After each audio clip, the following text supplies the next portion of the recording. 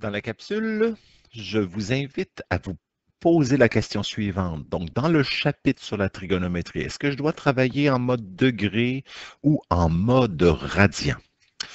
Donc, la question est la suivante, degré ou radian. Donc, je te rappelle que sur ta calculatrice, pour changer de mode, on appuie sur On, évidemment, pour l'ouvrir. Donc, je quitte ici et je veux savoir si je suis en mode degré ou radian. Donc, j'appuie sur le bouton Mode. Mode. Donc là, ici, si je regarde ma troisième ligne, j'ai le choix entre être en radian ou être en degrés. Donc, pour l'instant, je le laisse en degrés. Donc, lorsqu'il est surligné en noir, c'est que je suis en degré ici présent.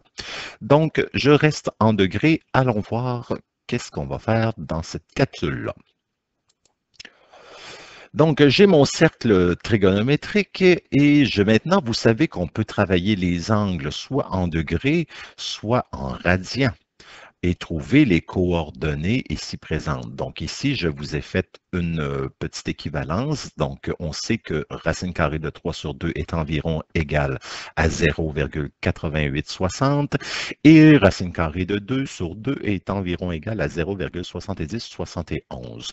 Donc, je vous mets ces équivalences-là parce que quand on va faire nos calculs, si j'arrive à cette valeur-ci, je sais que je parlerai de racine carrée de 3 sur 2.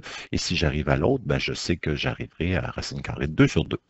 Donc, allons-y. On se rappelle que les coordonnées, on les trouve avec le cos de θ, le cos de l'angle au centre pour trouver le x, et le sin de θ, qui est en réalité le y de la coordonnée. Donc, c'est avec le cos et le sin que je trouve d'abord le x et ensuite le y pour chacune des coordonnées. Si je travaille en mode degré, donc vous avez vu la calculatrice, on est en mode degré. Je veux trouver donc les coordonnées de 30 degrés. Évidemment, je les ai sur le cercle, mais ici, l'exercice, c'est qu'est-ce que je ferais pour trouver cette coordonnée-là avec un 30 degrés. Donc, tout d'abord, pour trouver le x, ce que je ferais cos de 30 degrés. Je fais apparaître ma calculatrice ici présente. Donc, je suis en mode degré et je vais sortir du menu ici suivant et je vais utiliser donc le cos de 30 degrés. Cos de 30, je ferme la parenthèse, j'appuie sur Enter et j'arrive à 0,866025, etc. Donc, on n'oublie pas cette valeur-là, quand j'arrive à celle-ci, c'est que je parle de la racine carrée de 3 sur 2.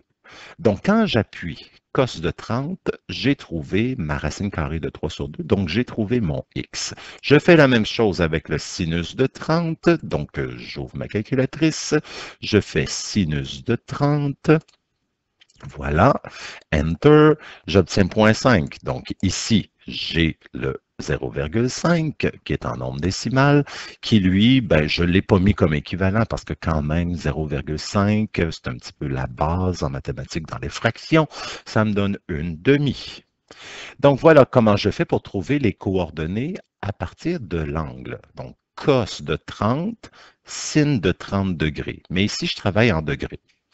Si je demeure toujours en degrés, parce qu'on sait maintenant que 30 degrés, c'est pi sur 6 radians, si je reste en degrés, voici ce qui va se passer avec la calculatrice. Donc, mon idée, c'est de calculer cos de pi sur 6, sin de pi sur 6. Normalement, je devrais arriver à cette coordonnée-là, qui est racine carrée de 3 sur 2. Je devrais arriver à la même chose. Mais si je demeure en degrés, voici ce qui se produit. Donc, en appuyant sur cos de pi sur 6, je le fais sur la calculatrice pour vous montrer comment le faire. Donc, j'ai fait cos de pi divisé par 6. Donc, ça me donne, comme vous voyez, le 0,999958244. Donc, j'ai ici arrondi à 999, pas tout à fait 1. Donc, on voit que ça ne me donne pas le 0,8860, qui est la racine carrée de 3 sur 2. Je fais la même chose avec le sin, donc sin de pi sur 6, le pi qui est ici, divisé par 6. Je appuie sur Enter et ça me donne la valeur qui apparaît suivante, donc 0,091. Donc, on voit que ça ne me donne pas du tout la même chose. Donc, si je veux avoir exactement ces coordonnées-là, c'est là que je dois le faire en mode radian. Donc, je fais réapparaître ma calculatrice et je transforme maintenant en mode radian.